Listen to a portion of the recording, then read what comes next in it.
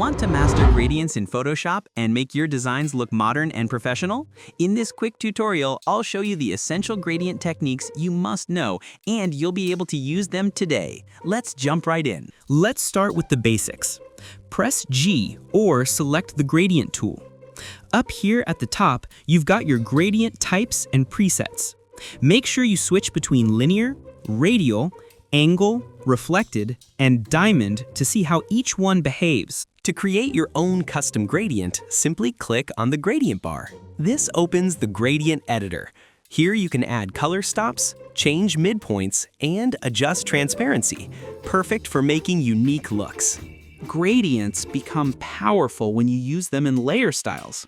Right-click your layer, choose Blending Options, and select Gradient Overlay.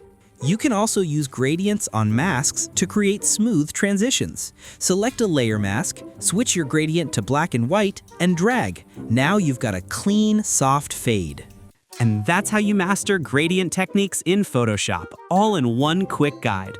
If you found this helpful, hit that like button, subscribe, and comment which gradient technique you want me to break down next. See you in the next one.